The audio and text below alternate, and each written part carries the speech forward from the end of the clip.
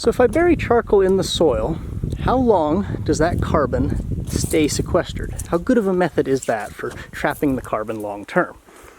Well, I'm going to show you guys something in this little gravel pit here.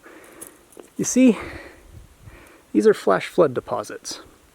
These are laid down when, for one reason or another, a lot of water comes down this canyon and picks up some gravel and moves it and then deposits it down here where the canyon kind of spreads out a little bit and the water slows down slightly. Now, these flash floods happen fairly infrequently. The last major one we've had was back in 2007, and it was just after a wildfire. That makes sense. Wildfires clear away the vegetation and make the water more able to flow down unimpeded.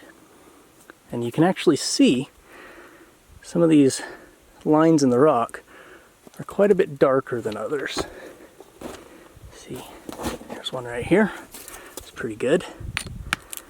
And this dark coating on the rocks, it's soot from a fire. So a fire happened, water washed a bunch of material down and left a thin layer of gravel. And then we might have had a flash flood that happened without there being a fire, or maybe there was a fire and just there wasn't very much soot deposited here.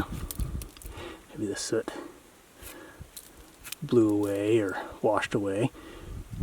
And then we have another dark layer right here, another one there. You can see all these deposits here. And just adding them up, assuming a few decades in between them. I don't know how often fires would have happened back when this was deposited, but it certainly wasn't every year. So you've got centuries worth of deposits here. And if you look up here on the top, this is actually lake sediment. This occurred when Bonneville was at its highest level. See, if we look back up in there, you see this line? That's the shoreline of Old Lake Bonneville. And 14,300 years ago, give or take a few decades, the lake overtopped at Red Rock Pass and drained 300 feet in elevation, about 100 meters down. And that occurred in about a year. So the top of this sediment was being laid down just before the lake drained.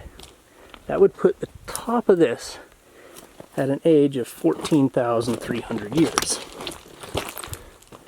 A couple of thousand years worth of sedimentation while the lake was here would put the top of the gravel here something like 16,000 years. So everything below this line is at least that old.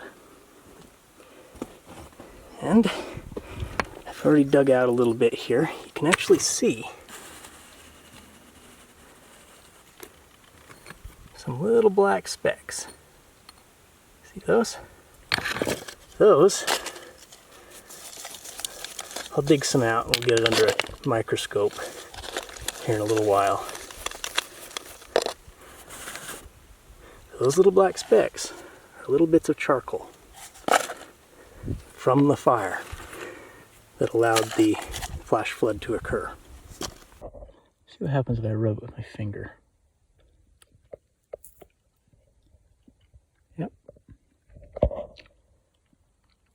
That's charcoal.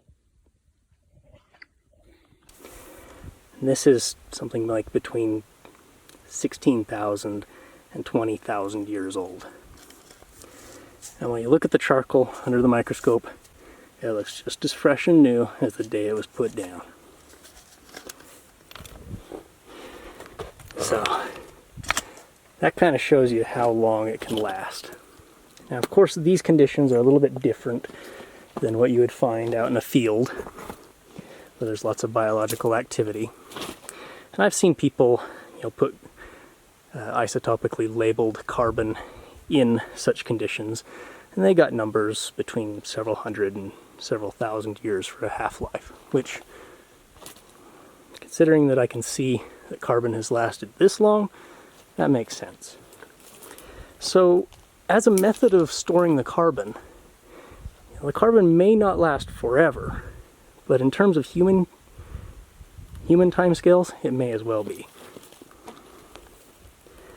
So, burying the carbon in the form of charcoal is a great way of locking it away.